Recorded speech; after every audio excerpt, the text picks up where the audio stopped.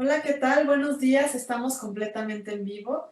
La Facultad de Odontología se honra con la presencia de todas y todos ustedes y les da la más cordial bienvenida a este tercer y último día de actividades del 21º Seminario de Historia de la Odontología.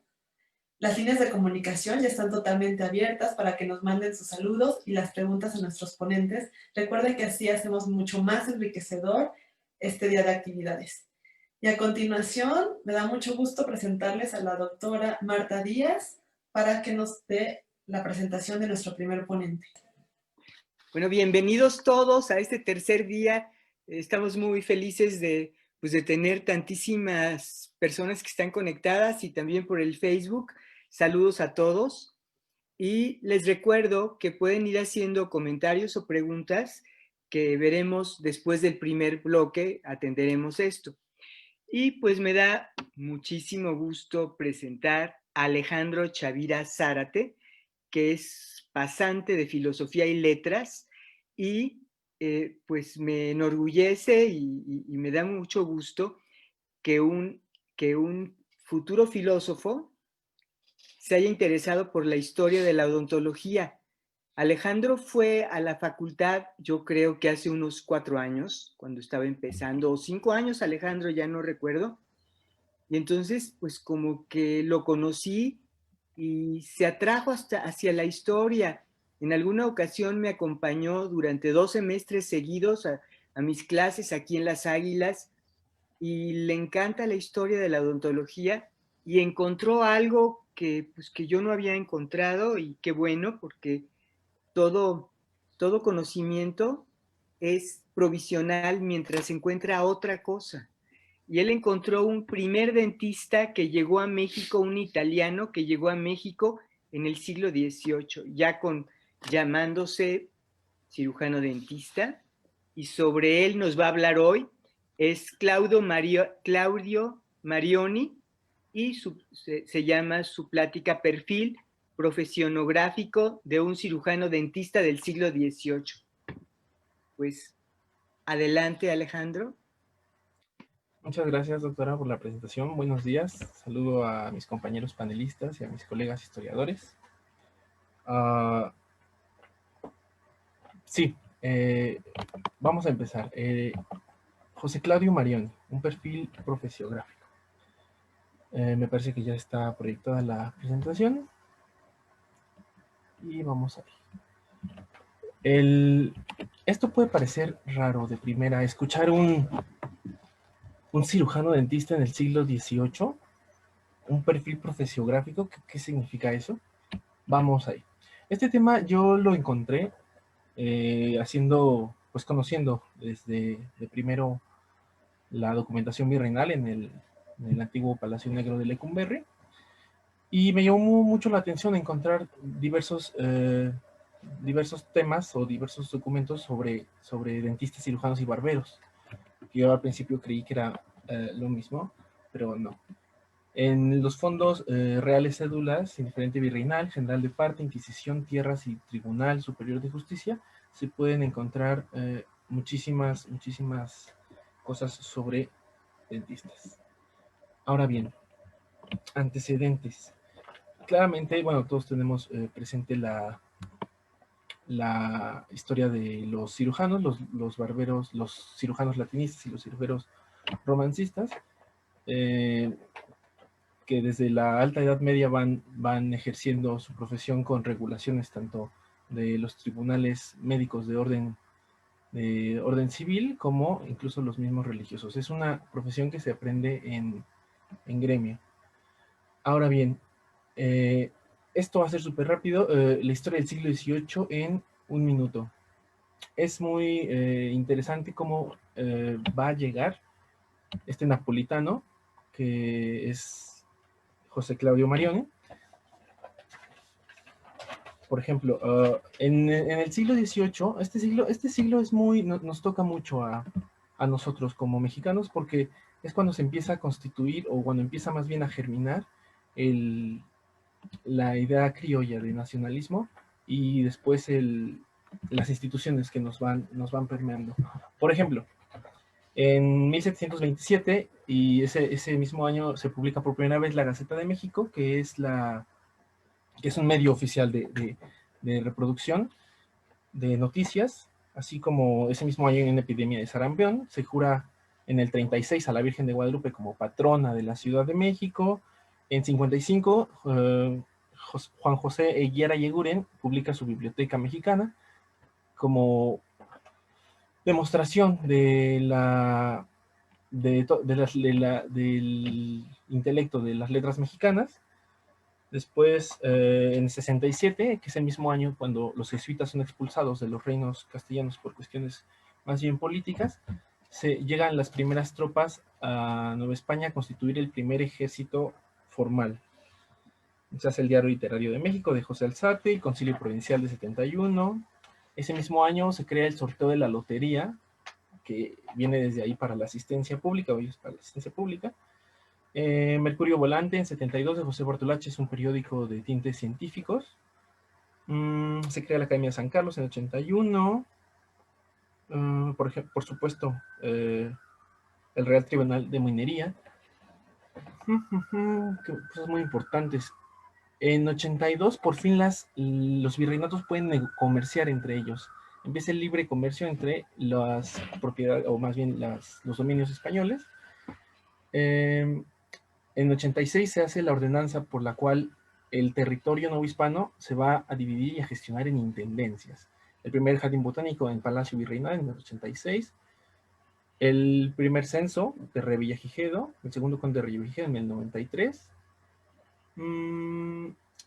Fray Servando da un sermón a la Grey en catedral muy, muy escandaloso sobre la justificación moral de la conquista en 94, y en 99 Simón Bolívar visita la Ciudad de México. Ahora bien, ¿qué tan pertinente es hablar de un cirujano dentista en el siglo XVIII? Hay que tener en cuenta varias cosas, o recordar varias cosas. Así como ahora el inglés es la cultura de los negocios y en cierta parte de la cultura, el francés fue mucho tiempo el medio en el cual se aprendía y se comunicaban las cosas, después del latín, por supuesto. Ahora bien, en París, en 1728, Pierre Fauchard escribe Les chirurgiens dentistes du traité du dent, que es una obra importante. Claro que ya existían en Alemania, en Inglaterra, en España, tratados sobre cirugía, por supuesto, pero este es el primero que compila, por ejemplo, las funciones orales básicas, la sintomatología de enfermedades bucales, los métodos para reparar diferentes tipos como la piorrea, extraer dientes careados, habla sobre reemplazo y trasplantes de dientes y cómo enderezarlos. También tiene un capítulo sobre prótesis, que es cosa nueva porque no se estilaba más bien la extracción. Si bien en todo el principio del siglo XVIII, en Francia, existen ordenanzas reales para ir tras los charlatanes, fue en 1699 cuando Luis XIV dicta en mayo un decreto por el cual el Colegio de Cirugía debe dividir la tarea de los cirujanos en una tarea de cirujanos dentistas o expertos. Y es así como desde la institucionalidad nace una nueva profesión, que es los cirujanos dentistas, separadas de los barberos y de los médicos. Esos son los nombres de los tipos de profesión, como barberos, sacamuelas en España, barbero sacamuelas, operador dental en Inglaterra, arrancadientes en Italia, cascadientes en Alemania. Ahí está una edición muy bonita de Le Traité du Dent, Traité des Dents. Ahora bien, en el prefacio dice, no se conoce curso público o particular de cirugía donde la teoría de las enfermedades y los dientes sea ampliamente enseñada o puesta para instruir a fondo en la práctica. O sea, si es necesaria la curación de estos males, de ellos se sigue a las partes de donde ellos están envueltos. O sea, es como un poco un lenguaje más decimonónico, bueno, 18esco en este caso. Dice, quoique monsieur, aunque los señores examinadores sean muy sabios sobre todas las partes de la cirugía, yo creo, esta es la voz de Pierre Fauchard, si se me permite decir mi sentimiento, que deben aplicarse, no deben, que no se aplique la práctica, que deben ser en esta ocasión admitidos dentistas hábiles y experimentados, que sepan sondear al aspirante las dificultades que su largo uso les dio para reconocer su arte, en su arte y comunicar los medios para superarlo. Está hablando de integrar de una manera institucional y metodológica a los cirujanos para que ellos mismos se evalúen. Esto es muy nuevo. Estamos hablando de que Pierre Fauchard es médico y cirujano francés de alta clase. Ahora bien, ¿quién es José Claudio Marioni? Este es un papel interesantísimo. En el Archivo General hay muchísimos dentistas, como los dije, muchos sobre todo del 19. Lo que podemos saber a partir de la documentación es que era del Reino de Nápoles, al haber nacido entre la década del 20 y el 30, era súbdito cuando llega a Nueva España, o sea, pasa de Nápoles a Cádiz y de Cádiz a Veracruz y de Veracruz a DF y a Ciudad de México. Lo que quiere decir que no era parte de la República de Indias, o sea, podía montar a caballo, podía poseer armas, podía tener esclavos que no fueran americanos, podía adquirir propiedades, etcétera, etcétera. En los documentos se dice de que no hablaba muy bien el español. Empresario. Yo pongo aquí que es empresario porque la capacidad de acción que tuvo fue en torno a su medio, a su clientela, a su profesionalización y sus negocios. Esto no lo tengo por cierto, pero yo creo que fue parte de la cofradía de San Cosme y San Damián, donde se agrupaban los boticarios, los barberos y los cirujanos. Esto está por demostrarse todavía a partir de quizá distinta documentación, aunque uno debe saber dónde parar las búsquedas.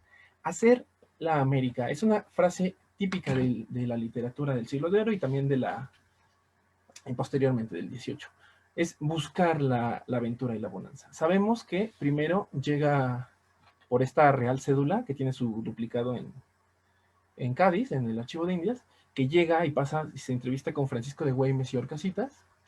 Después se pasa a Guanajuato, donde le libran como un permiso para que no le traben su oficio. Después tiene un conflicto con unos zapateros en Zacatecas, donde lo lesionan, le dan como una pedrada y le abren como toda la mandíbula, la quijada. Después se le concede, regresa al centro de Zacatecas, regresa al centro, donde trata de empezar como una empresa de loza, lo que yo entiendo que sería como porcelana, algo así, que al final tiene un pleito con un funcionario de catedral de ahí de Texcoco y acaba perdiendo la patente que el virrey le concede. Se lo nombra en un acta inquisitorial como un conocido de Joaquín Muñoz Delgado, una persona amiga de lo ajeno.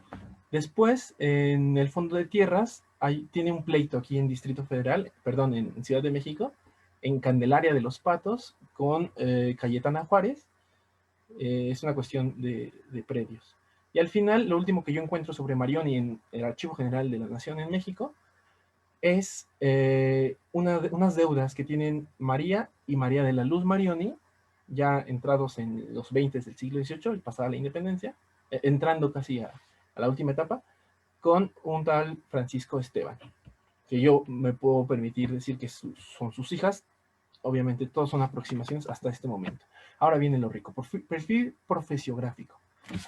Es muy claro ahorita qué es un dentista y qué se espera de un dentista, ¿no? De un joven que sea bachiller, que se sepa mover en biología, en matemáticas, física, química, tenga destreza manual, capacidad de observación, sea constante, ¿no? Tenga buenos hábitos de estudio, de higiene, sea tenaz y sepa qué hacer en caso de emergencia, así como trabajar en equipo. Espera de un egresado mexicano que sea un profesional de la salud dedicado a la prevención, tratamiento y trastornos bucodentales. Ahora bien, vamos a tratar esto, o de esto más bien es lo que está tratando el hornado de mi tesis. La historia de la cirugía, perdón, reconstrucción, historia de la ciencia. La historia de la ciencia sí es historia como de la pedagogía y de los elementos, de los pilares, de los maestros y las teorías que tiene cualquier disciplina. Esto a mí de entrada me llamó muchísimo cuando entré a la carrera, que los abogados hacían historia del derecho en México. O sea, no del derecho en sí, sino de cómo se enseña el derecho. Igual los arquitectos, los ingenieros, los odontólogos. Por supuesto, la historia de la ciencia también es historia del pensamiento científico, que va muy empatado y muy de la mano con la historia cultural. Ahora bien, fuentes para su justificación. Yo cuando empecé dije, no, pues es que de virreinal no hay nada escrito. O sea, estaba en un tremendo error. Por supuesto, existe, tanto en la Academia Histórica como en la Academia Odontológica, mucho sobre virreinato. Existe más, por supuesto, en tratamientos dentales prehispánicos, como Faschlich, o posteriores, ¿no? En el siglo XIX. Tenemos al doctor Sanfilippo, a Vanessa Rocha, la doctora Marta, también tenemos a Rodríguez Salas, que me parece que es socióloga, tiene unos tomos enormes sobre cirujanos privados, cirujanos de a bordo, cirujanos de cárceles, ¿no? Hace una discusión metodológica bastante rica sobre si es estamento o comunidad el gremio de los cirujanos. Ahora bien, esto al principio fue un poco raro recibido en la Academia Histórica. ¿Por qué vas a hacer eso, no? A mí me parece muy interesante. Yo diría que el tema me encontró a mí. Está empatado esto con el marco cultural. O sea, diría Gadamer, los historiadores no representan, reconstruyen. Los historiadores no podemos traer algo del pasado al presente, no podemos hacerlo presente otra vez. Reconstruimos a partir de crítica de fuentes y discursos veraces. Ahora bien, el concepto que a mí me va a permitir flexionar el perfil profesiográfico dentro de las demás partes que ejercían la medicina, la cirugía dental en Nueva España, es el de pluralismo médico. Es un concepto antropológico que es bastante del 19, que explica por qué se da la convivencia entre rituales de curación tradicional y el uso de farmacéuticos de patente. O sea, aquí no existe eso, pero es lo que me permite gestionar. O sea, voy a tener que meterme mucho o me estoy metiendo mucho en el personaje de cómo vivía y qué es lo que veía para saber si llegaba. Sería ingenuo pensar que si la documentación me dice que era cirujano dentista, era cirujano dentista. Por supuesto, tenía que comer, tenía que vivir de algo. Llegó aquí sabiendo hacer algo, pero hay siempre que tener mucha agudeza con las fuentes. Ahora bien, no se puede abordar tampoco porque no tengo, desde la historia de la ciencia pura, porque no existen como historias clínicas, textos holográficos de manuscritos de Marioni. O sea, la publicidad no es diferente en los periódicos, ¿no? Por ejemplo, en la Gaceta que se acaba de crear. El barbero, ¿qué hace un barbero, un flebotomeno y un sacamuelas? Junto con el dentista, o sea, aquí el texto, para ir cerrando porque ya se me acabó el tiempo, comparte tareas. Bien hace drenajes de abscesos, extracciones dentales, amputaciones, compostura de huesos rotos, sangrías. Llega y se encuentra Marioni con un típico acercamiento a la enfermedad, ¿no? Por ejemplo, las personas primeramente siempre recurren a la medicina tradicional, ¿no? Me duele la cabeza, me pongo unos chequeadores o me tomo tal. Antes me imagino que primero se echaban un recito a Santa Polonia de los frenos, o, bueno, esta fue una de las primeras hipótesis que tengo, o tuve más bien, al principio de mi trabajo, que después se va a complementar. La cirugía dental es la especialización de las distintas áreas de la cirugía menor, que en el transcurso del siglo XVIII fue configurándose como profesión a través de los textos preeminentemente modelos. Abordando más en la historia cultural, en mi seminario de último año, esto puede transformarse más, porque Fouchard, si bien es importante, no es universal, o no es globalizado para este momento. Estamos hablando de los 50, Fouchard escribe en 28. Ahora bien, para ir cerrando, esto es muy importante, encontré muchos dentistas del siglo XIX, pero estos dos son del siglo XVIII, a los cuales se les permite el paso y no los corrieron. Solicitud del profesor dentista, don Juan Gaeta, natural de Salerno, para que se le permita establecerse y ejercer su profesión en este reino de México. Este es del Fondo Protomedicato. Y este es muy rico y muy importante porque dice, comunicado aprobando que se hubiera permitido residir en este reino al dentista italiano José Orsi. Para los cubanos, es el primer dentista profesional que llega a ejercer a La Habana. O sea, aquí tenemos que los primeros profesionales son de la Escuela de Baltimore en el 19. Por supuesto, todas las profesiones pasan por una serie de especialización y profesionalización, como la autovalidación, el examen, las investigaciones, el reconocimiento, la interdisciplinariedad, un mueble, una currícula, un inmueble, perdón. En sí, conclusiones sobre el nombre. ¿Se puede hablar de un cirujano dentista para el siglo XVIII? Me atrevo a decir que sí, es lo que voy a defender en mi tesis, basado en la extrapolaridad del concepto y la misma conexión intercultural entre las academias y más bien entre los colegios de cirugía o los reales colegios de cirugía.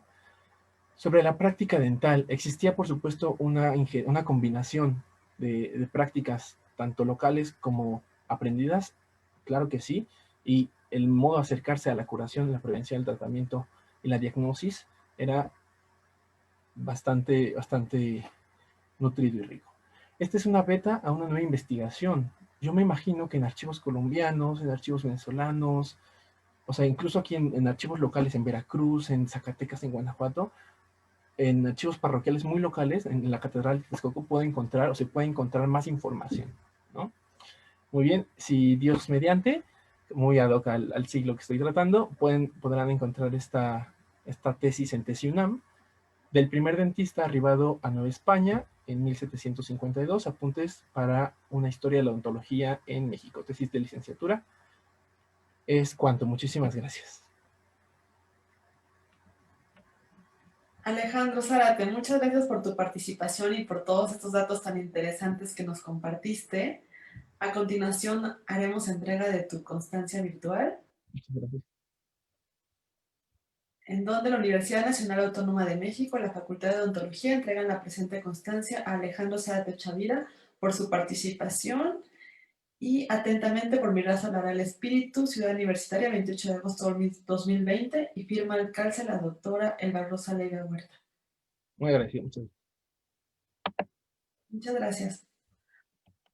Doctora Marta, seguimos con más. Yo que he visto este trabajo desde sus inicios, me encantó ese enfoque que le das, que no es el enfoque que le hemos dado nosotros como cirujanos dentistas, sino un enfoque filosófico, un enfoque más allá. Me encantó, y por lo corto del tiempo, porque por el formato de este seminario, bueno, pues no pudiste platicar cuando iba Marioni, el documento que encontraste, que cuando iba Marioni en la calle con su esclavo negro y de repente algo les pasó, los atracaron, algo les pasó. Bueno, todas estas cosas yo espero leerlas en tu tesis muy pronto. Muchas, muchas gracias.